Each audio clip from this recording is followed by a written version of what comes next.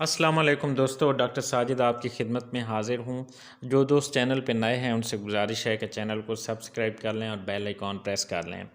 दोस्तों, आज का मेरा टॉपिक है लीवोसल्पिराइड टैबलेट। लीवोसल्पिराइड टैबलेट जो है इसके बारे में मैं आज आपसे डिस्कशन करूँगा, आपको इन्फॉर्मेशन दूँगा। ये टैबलेट जो है इसकी जो मेन इंडिकेशंस हैं वो एक एंटी साइकोटिक एक मेडिसन है, एटिपिकल एंटी साइकोटिक है।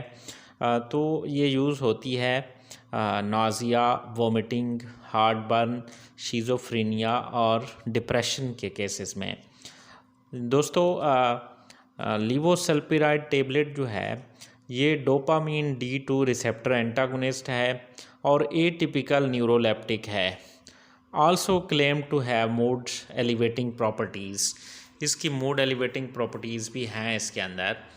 तो ये इसकी यूजेस भी आपको बताए हैं। इसकी जो डोज़ है आमतौर पे 25 mg की जो टेबलेट है वो एक गोली सुबह दोपहर शाम जो है थ्राइस अ डे यूज़ होती है। तो इसको आप खुराक से पहले भी ले सकते हैं, खुराक के साथ भी ले सकते हैं। ये बच्चों में कंट्राइंडिकेटेड है, बच्चों में रिकमेंडेड नहीं है।